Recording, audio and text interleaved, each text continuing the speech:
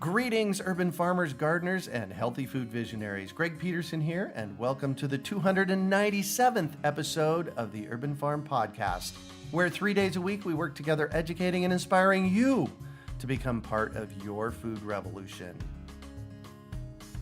Raising farm animals in your backyard is not just rewarding, it's actually easier than you think, especially when you have Kari Spencer to help you get prepared. Just text chickens to 33444 or visit backyardanimals.com and you will receive our free webinar on how to raise chickens, goats, and more, promote biodiversity, and put your backyard animals to work. Today on our podcast, we have someone who is helping her community reconnect to its agricultural roots and culture. We're talking with Casey Holland about young farmers making a difference. Casey is a native New Mexican and a young farmer committed to effecting positive social change around small-scale, sustainable agriculture in the Rio Grande Valley. She graduated in 2012 from the University of New Mexico with dual degrees in psychology, peace studies, and sociology. As a requirement for her minor, she did an internship with the Southwest Organizing Project's Project Feed the Hood. There, she found her calling when she realized the importance of the way in which our food produced is addressing many of the issues we face locally, nationally, and globally. In 2015, she started organizing with a local chapter of the National Young Farmers Coalition, which provided her numerous opportunities to speak with government officials and learn about policies that impact her community. Since then, she strives to make access to nutritious, enriching food more affordable for underprivileged families and helping her community to reconnect to its agricultural roots. Welcome to the show today, Casey. Are you ready to rock? I sure am. So I shared a bit about you. Can you fill in the blanks for us and share more about the path you took to get where you're at today? Definitely. I was born in Albuquerque, but raised in a really small agricultural town in southern New Mexico, where I was pretty limited in my exposure to agriculture. Basically, just for subsistence, we had chickens always, and we'd always have like a goat, or we had ducks, and we kept them for eggs and also companionship of sorts. And occasionally my mom would take us out to the fields. Down there in Deming, we're known for our onions and our pumpkins and everything. So we'd go down there and glean for seconds. So my exposure was either just personal food, like the chickens and everything, or the stuff that I hated, which actually was going out and working in the fields trying to get what we could. So basically, that's kind of where it all began. But my mother actually was raised on a 60-acre alfalfa farm in Belen, which is another small town here in New Mexico. And she always joked once I graduated and started to get into farming that she spent her whole life running away from the farm. And here I was running towards it. Yeah. So what was that inspiration for you that said, you know what, I want to discover how to be a farmer and go do it? You know, I never would have guessed in a million years that I would be where I am today. Just because going through school and public education and then deciding to go to college, I didn't garden at all. I didn't even have on my windowsill any herbs or anything like that. I was so far disconnected. I was like a video game nerd, all that good stuff. But basically what it was just being an idealistic young person. And studying sociology and psychology, you kind of get a glimpse into the power structure and how society is run and working and kind of a lot of the problems that we're facing as an overall larger community. And I always had wanted to do something about it, but I never really knew quite what I could do because these problems are so big that for one person to affect real change is near impossible, it seems. And that's where my internship with Project Feed the Hood really came in handy because it was my last semester of college. I had all these grandiose plans to go off to graduate school and do a service year in Chicago and all these good things. And through my work with the garden, developing garden curriculum for the project, they do community gardens basically all around Albuquerque at schools and in different food desert areas. By working with them, I finally started to see just how important food is in all of these different aspects of people's lives. So not just in food access, which is actually a huge problem here in New Mexico. Most children go to bed hungry every night, but also in being able to bring up these really important conversations about water and the importance of water and how we use water, Uh-huh. how we treat the earth, and the ways in which our current mode of economic production is not at all taking care of the earth, how we need to take care of each other and kind of build community connections. So I kind of saw all of this happening in the garden spaces and through working with Project Feed the Hood that it was this big eye opener that this is what I, as an idealistic young person, had been looking for the whole time and kind of needed to happen into. And just the sheer fun of it too. I mean, let's be honest, after being on the computer in front of a television screen for so long, and then being able to get your hands dirty and working with all these really cool people as they tend to be in the ag scenes all over the US, and just starting to really just see how fun it was. And then tasting my first tomato. Oh, nothing better than that. Yeah, it was almost a spiritual experience. Yeah. And I realized that until I was 21, I had never eaten like a real tomato before. And always said I didn't like them. And the guys would tell me like, just wait. Once you harvest it, you'll try it and you'll like it. And I was like, no, I'm not really into vegetables. Like I'll grow them, but I won't eat them. And then I took that first bite and there was that burst of flavor and it was just so good. And it was nothing like I ever tasted before. I just realized I'd been lied to like my entire life. Oh, that's a good way of putting it. You're right. The food system. Oh, this is brilliant. The food system lies to us about the way food tastes, doesn't it?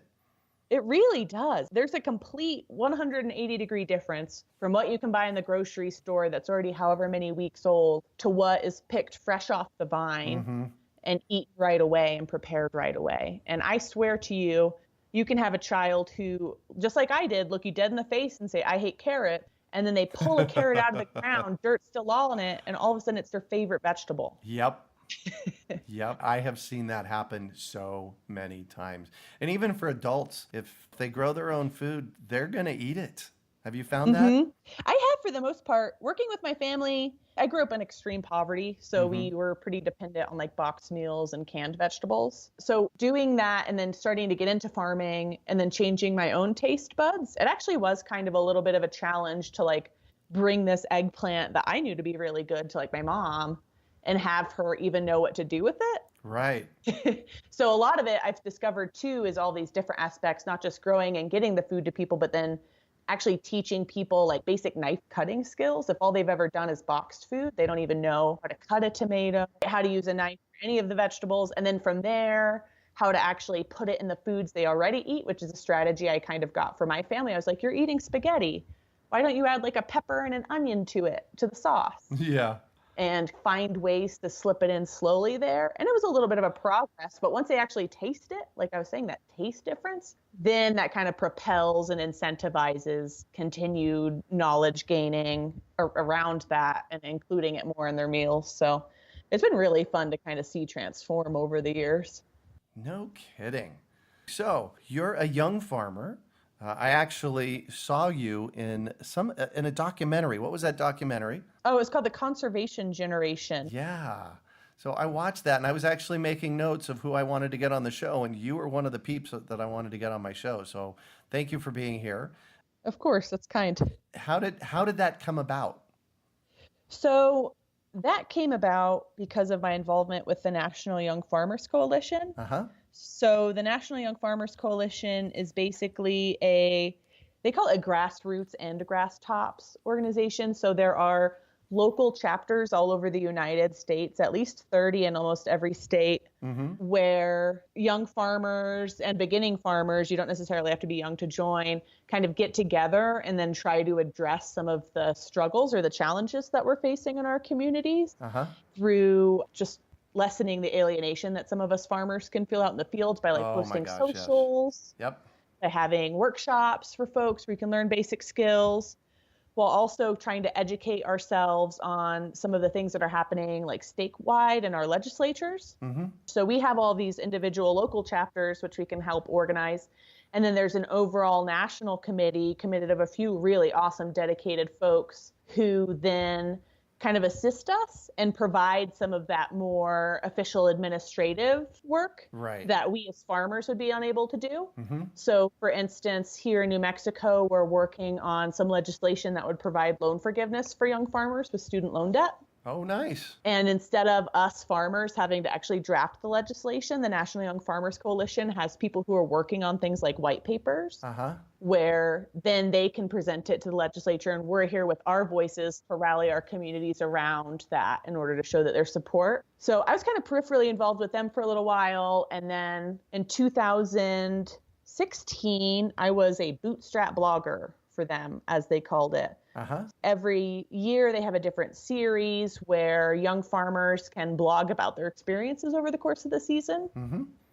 And this year they're focusing on grain production, which is really interesting to read. And last year it was focused around water. As a young farmer who does some of our traditional flooding ditch irrigation here in New Right. Mexico, Yeah. I submitted an application that kind of explained what we do, why it's important to us, kind of what I have to say about being a farmer and the struggles that we're facing. And I was selected. Nice. Yeah. So then in doing the blog, they were putting together this conservation generation film that they wanted to take around to kind of raise awareness to a lot of these issues. And as the blogger for the year, I was kind of slipped in to be a part of the film. Well, I just have to tell you, you're very well spoken and you communicate very clearly, so I can see why they picked you. And congratulations on the work you do, and I love that you're doing it, so keep it up. You know, it's really nice to have that broader perspective, because that's part of what got me into agriculture, Mm-hmm. was having that broader perspective and wanting to make a difference. Right. But then in the day-to-day work of farming, actively farming full time, you get kind of lost in the minor nuances of your fields and what's happening and the pests and the weather, that it's Mm-hmm. good then to be involved with something that keeps pushing you to think bigger again. There's a really, really valuable lesson here, and that is we have to step outside of our business and work on the future planning of it. I do that as an entrepreneur. I do that myself, and it sounds to me like you're doing it as well. Otherwise, you're right. We do get caught up in the day-to-day stuff that happens, and we don't stay focused on where we want to go. Have you found that that's the case? I have. It's real easy to kind of forget about the overall broader importance of the work we are doing and why we fell in love with it to begin with. Yeah. So you're a farmer and you are working on, you said 2 farms. So you're working with 2 farms. Tell us about your typical day and the farms you're working with, and what are you raising? For the last 4 years, and this year is included in that, I have been the farm manager of a small 2-acre woman-owned and operated farm called Red Tractor Farm. Mm-hmm. And we're in a really beautiful location. I like to call it the heart of Albuquerque because it's right along the river, which is our life giver and sustainer. It's the whole reason why Albuquerque exists as a city within the state of New Mexico, because being in a desert, the river is life. Oh, yes. So we're right along the Bosque. We do, I'd call it a diversified, intensive, primarily vegetable production. So we grow over 100 different varieties of heirloom crops, over 30 varieties of tomatoes, all these different Wow. kinds of sweet peppers. We do sweet potatoes, up to about 10 different kinds of flowers. We do all the root crops, so beets, carrots, radishes. We do leafy greens like the spinaches and the kales and the chards and the arugulas and all that good stuff. And we do this mostly because at Red Tractor, we are diversified in our market. We have a 40-family CSA. Oh, wow. Yeah, it's really great. We've kind of expanded as I've been there, and as we've increased our own capacity, we've taken it nice and slow. And I think we'll probably stay at 40 and never get any bigger, because I really like how that size still allows me to remember everybody's names and get to see them during the pickup. And I definitely don't want to compromise that in the quest for eternal growth, which, again, our current mode of economic production tends to incentivize. So we're going to stay where we're at. We also do the largest farmers market in Albuquerque, the downtown farmers market, which is incredible. We get to see so many people there. Yeah. And we're also a part of a local farmer cooperative called the Agriculture Cooperative Network, which is basically a network of about 6 small farms located here in the South Valley, where we grow separately, but kind of coordinate a little bit with each other. And then we aggregate our produce. And in that way, we are able to provide food to places that have a higher demand. So we are able to sell like salad greens to the Albuquerque public school systems. Oh, nice. We move up to like 300 pounds of salad greens a week. And it's so great to be in this network because instead of having to compromise our values or make just like a single lettuce farm, I can have my one bed and provide 20 pounds of lettuce. And then the 5 other farms can provide up to 75, up to 50 here, there. And together we can bring it together and actually meet those orders and feed the kids, which is such a good feeling. Oh, yeah. And in order to meet the demand of all these places and to keep it interesting for our CSA members, we have to try to grow as many different crops as possible. Oh, right, of course. And it's also really fun for me because I don't understand how the large monocrop farms kind of do it, because I love learning the nuances of like how the okra grows throughout the season and what the life cycle of a bean plant is, and then looking at all the different kinds of tomatoes. It just keeps it interesting and different every day, which is really wonderful. And then this year, I just assumed management of another farm called Chispas Farm, which is only a couple miles away. We're kind of in a transition year. The last farmers were here for about 15 years, and they were kind of phasing out and becoming less involved over the last 5. So this year, it's really wonderful because I'm getting to put my like 7 years of experience into kind of cleaning up this farm and bringing it back because it had gotten a little neglected. This year, I've really focused on just cleaning out a lot of the stuff and redoing the fields. And we planted a really beautiful sorghum and oat cover crop this summer, which has done wonderful. And just kind of just taking my time, learning about the land. I'm the only person here who's like responsible for it. So I'm trying to be really serious about my intent and taking all these things I've learned over the years and applying them here. And then slowly we'll see kind of where Chispas goes. It's up to me to really decide the vision, but I want it to be similar in Red Tractor now. I think we'll do a pilot CSA. We'll join the farmer co-op just because the more food I can get to everyday people in my neighborhoods is great. But it's actually, the farm is owned by this really wonderful philanthropist named John Sparks. And he has a vision for Chispas Farm to be a model for other farmers and for neighborhood folks as a place where they can come and learn about gardening and farming and see it in action. We're certified organic here at Chispas, so being committed to taking care of the land in all of those good ways.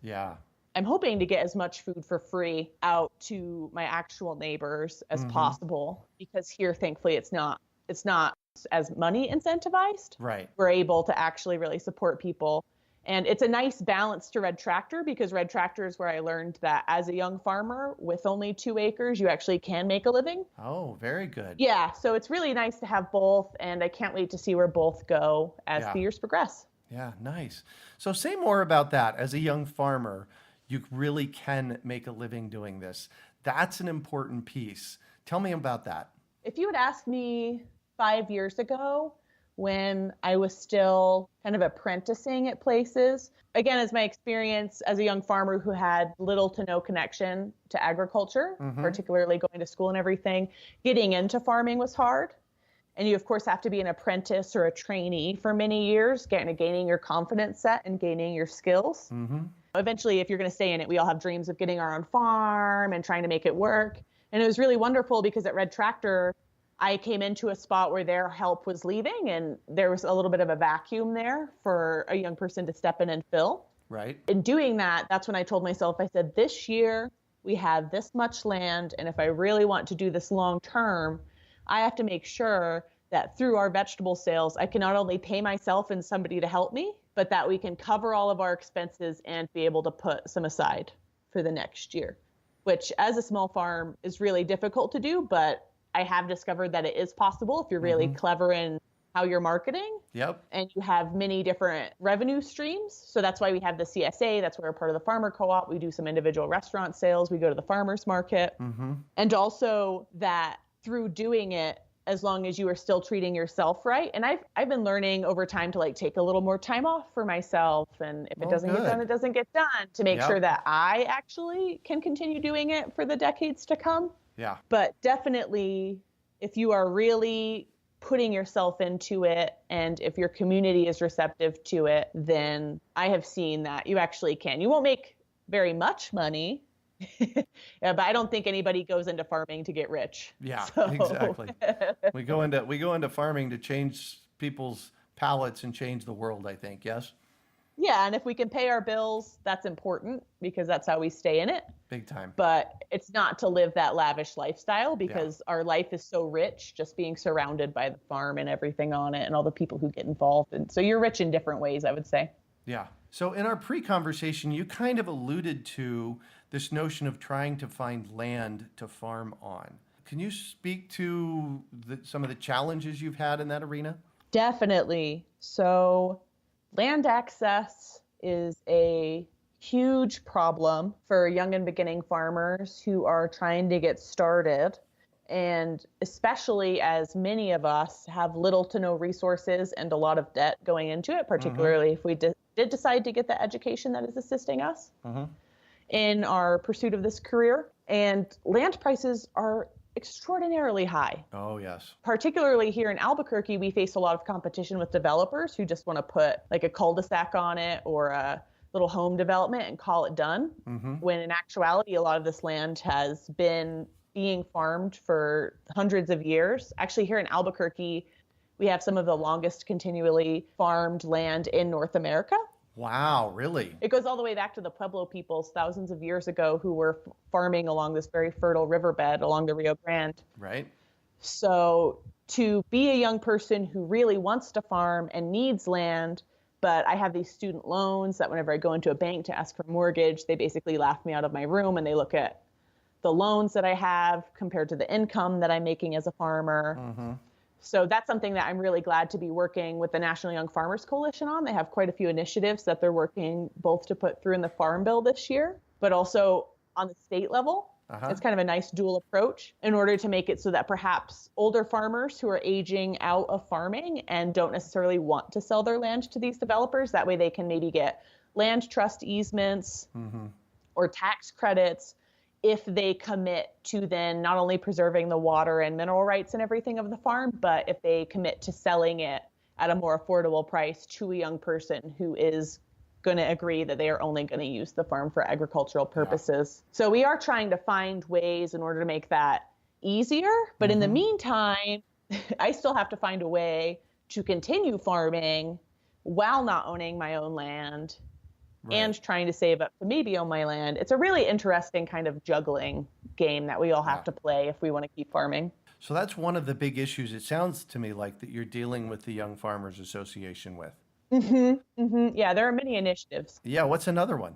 So another initiative, which is really wonderful, is the Young Farmer Success Act, which is basically trying to get farming considered a public service, such like teaching, or working in a nonprofit where you get student loan forgiveness, or working in those fields for 10 years. Yep. So then if you are a farmer, if more than 2/3 of your income, I believe the initiative says, comes from a farm that makes over $35,000 a year for 10 years, then your student loans would be forgiven, just like someone who decides to work in a low-income area as a doctor.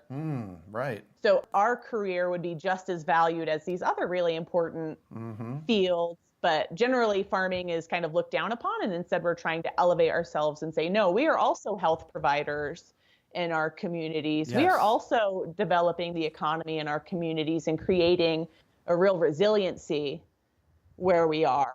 There might even be a case made here that farmers, young farmers, are more important than the doctors, because if we're putting good food in, we're not going to get as sick, wouldn't you say? Oh, yeah. And there are tons of studies that show that the more money you spend on food, the less money you spend on medicine, and vice versa. I wouldn't dare to assume that I'm more important than a doctor, but I definitely want to be considered on the same level, darn it. Yeah. We're really looking for building community here in cooperation. So maybe I misspoke. And let's not say more important or less important, but we're all equal, right? Totally. And one of the really exciting things, and again, this is what I really like about particularly where I am, and I hope that other folks around the nation can develop similar models, but the farmer cooperative that we're a part of is working, basically they have a 350 family CSA, and over half the shares are subsidized by community partners that we find. So that way, like a family can get a $30 box of food for only $5. Yes.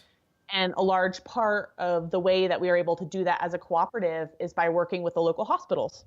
Oh, nice. They are providing us grants like Presbyterian. We got a large community health grant because they too are starting to acknowledge the importance of what their patients eat and contributing to a healthier lifestyle overall. Yeah. So I think that awareness is being raised, and it's nice to get the institutional support as a small farmer to provide that nutrition for folks. There's another really cool thing that's happening that I just want to have a shout out for. But at the farmers market, we basically get prescriptions from people, like a $5 fresh vegetable prescription from some of the local hospitals here. Really? Yeah, that doctors will write them a prescription for healthy vegetables, so then they get a voucher that they then come to us at the farmers market and they can spend their prescription on vegetables straight from the farmers market. So there's a lot of ways that we are kind of catching up. Yeah. That is epic. That is epic. That is cool. And a lot of people are using it? Yeah, I'd say particularly with the WIC checks and everything, at least a third of our sales come from different initiatives like that. So I'm going to shift on you, and I'd like for you to talk about a time you failed, how you overcame that failure, and what you might have learned from it. As a person, again, who had little to no agricultural background, every year I learn about how little I actually know.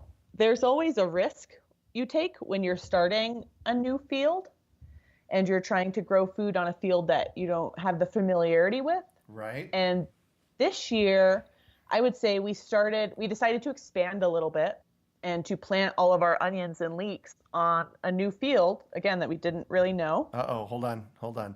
You planted all of them in one place. All of our onions and leeks, yeah. So you put all your eggs in one basket.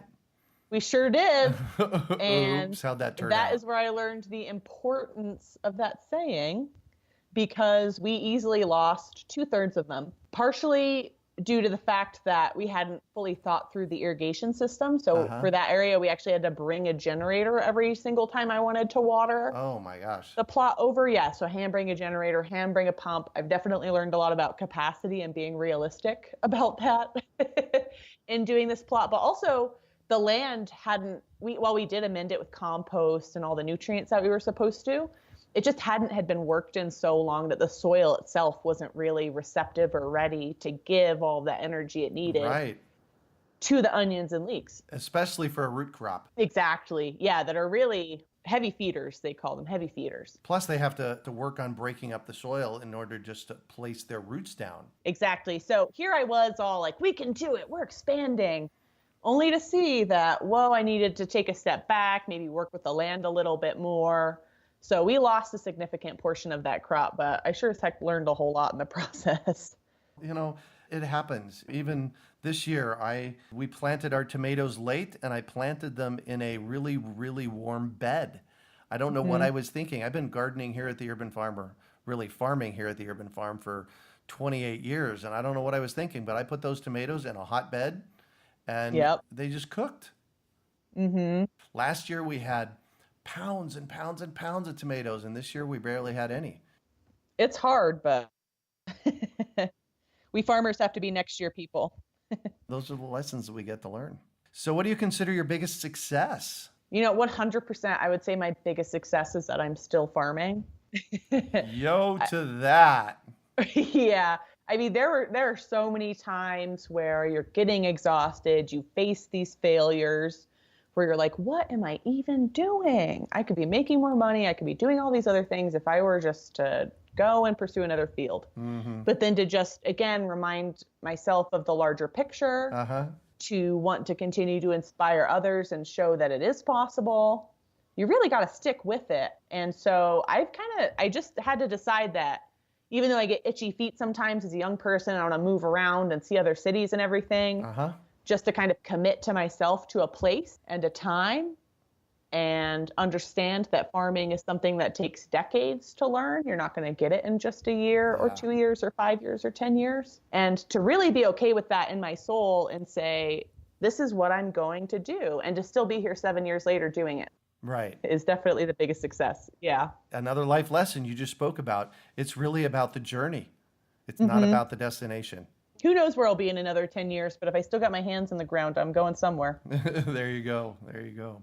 So what drives you? Every time I look at the news or I hear about like we get into another severe drought, or I hear about another big fire, Or last year I heard that some of the big lettuce farms got completely wiped out by flooding. So then there was a lack of food for some people and people were wondering about it. Anytime I hear about what's going on in the world, that is what really pushes me forward. That the work that I am doing is so crucial to the global situation that we are facing. Yeah. And anytime, like my mom has really bad diabetes, anytime that I kind of grapple with what that means and how she got there, or with like where my own health is going, or if I learn that a friend got cancer, anytime I see or hear things like that, instead of feeling disheartened, I remind myself that that is why I am here, is to do what I can to alter those paths and to create another way of being and living for people, one that really fills your heart and one that fills your belly and one that ultimately provides this like healthier future for everyone and everything. Holistic health in every regard. Like I said, anytime I'm facing a challenge, I just try to remember that or get disheartened. It really helps. Nice. So if you could recommend one book for our listeners, what would it be and why? Well, I am going to request two. One is kind of a philosophical nonfiction, and the other is like a philosophical fiction. All right, bring it. I'm going to preface this by saying that I think by reading, you can really expand your universe. And I really love philosophy because it kind of reminds you of that larger picture all the time. So the philosophical nonfiction would be Masanobu Fukuoka's Sowing Seeds in the Desert. Reading that book for me, he kind of dwells a lot on his own work on his family farm over the course of decades, and what it means to live in a changing climate, and what it means to be committed to growing food, and also what it means to grow food. He has this really wonderful quote where he says, growing food is not about the cultivation of crops, it's more about the cultivation of people. Oh, beautiful. Yes. Yeah, so it was really wonderful to read this person halfway across the globe in Japan thinking about a lot of the same things I'm thinking about in the broader picture, and just how significant it is, not only in the big picture, but on the very, very small side of it too. That's what happened for me in 1991 when I discovered and took my first permaculture design course. Yeah. Bill Mollison down under writing about this thing called permaculture, which I like to call the art and science of working with nature. And I was 30 at that point. It brought a whole new perspective for me. And really what it did was it pushed me to a place of understanding and knowing this is the way that I've always thought. And there's something we can call it now. Right. I have a methodology by which I can go out and do this in the world. Yeah, it's helpful to have words to put to those feelings that we feel, to then express them to others. Exactly. All right, book number 2. Book number 2, the philosophical fiction, would be Hermann Hesse's The Glass Bead Game. Now, this book has little to nothing to do with farming, but what I really appreciated about it was that it gives us really wonderful life perspective. So basically it follows this character who goes into a private school. It's in a different universe, but he goes into a private school that's all about the thirst and the lust for knowledge. The people who really get into it play this game called the Glass Bead Game, where they combine all of these different fields together to create these wonderful kind of notes, or I would almost call them like musical pieces, but they're playing with each other and challenging each other. And it follows him as a young boy, then as he's going to school, then as he kind of advances his career, as he becomes an elder. And what it really kind of provided for me was this remembrance that having that lust for knowledge is really, really important at the core of who we are, while providing that perspective that just because I am where I am now, I am going to continue developing and kind of reach these different, really significant phases in my own life, just like this main character does in the book, that build off of what came before, but also lead you in completely different places. That kind of, again, just I'm a young farmer now. In 10 years, I won't be as young of a farmer. And 30 years, I'll be kind of an elder and a real wise person in my community. And sometimes it's hard as a young person to kind of get that outside perspective and understand our life in a continuum over time. Right. And that book really helped kind of provide that. Oh, beautiful. Yeah. Beautiful. Excellent. Thank you for that. What one final piece of advice do you have for our listeners? My final piece of advice as a young farmer to another person who's thinking about getting into agriculture, young or old, is to remember that even when it feels like you don't have any resources, you're actually surrounded by them. And that is in the form of people and mentors that will really contribute to your development and where you decide to go. That is in the form of actual physical resources. So tool sharing, just asking people for advice. And that is in the form of things like land too. If you can find somebody with a big backyard who maybe has a well or some way to water it, just always remember that where there's a challenge, there's always a solution, and it's generally located around you if you're willing hard enough to look. And in doing that, you'll be surprised at just how far you can get and just how incredible it is to be surrounded by this group of people, by the land, everything that really does nothing but want to encourage you and nourish you in all these really important ways. So I always like to remind people, and I preach about this often, and that's there's one place on the planet where lack lives. You want to take a guess at where that is? Where lack lives? Lack, L-A-C-K, yes. Space. I don't know. Okay, good. Lack lives between our ears. Oh, okay. Because I watch nature, and what you just explained is how much incredible abundance there is in mentors and all of the resources that you said that there's an incredible abundance of. And we get stuck as human beings, we get stuck with, oh my gosh, there's not enough. And when I look to nature, when I look at the apple trees and the peach trees and the citrus trees and the carrots and all of the stuff that grows in my space, there is an amazing amount of abundance. And we just need to remember that. Yeah, I was going to say that's actually spot on. It's so true. Because wherever there's a can't, maybe there's just a do it differently. It's all how you look at it. Yes, yes, yes. Thank you so much for joining us on the show today, Casey. Thank you for having me, Greg. So how can our listeners get a hold of you? They can find me through the Red Tractor Farm website, redtractorfarm.net. There is a contact section where my boss, Dory, will pass on any messages you have for me there. I also have a Facebook just under my name, Casey Holland. Feel free to add me as a friend, send me a message, do whatever. I'd love to hear from you. Perfect. You can also find show notes from today's podcast at urbanfarm.org/Casey. That's C-A-S-E-Y. Well, that's it for today. Thanks for joining us on the Urban Farm Podcast. Raising farm animals in your backyard is not just rewarding, it's actually easier than you think, especially when you have Kari Spencer to help you get prepared. Just text chickens to 33444 or visit backyardanimals.com and you will receive our free webinar on how to raise chickens, goats, and more, promote biodiversity, and put your backyard animals to work. We hope you enjoyed today's episode of the Urban Farm Podcast. Remember to listen 3 days a week for tips, advice, and resources to help you on your journey with urban farming.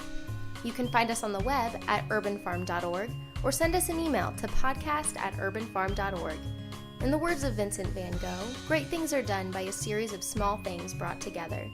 Be encouraged that with each lesson learned and skill developed, you are one step closer in the direction of your dreams.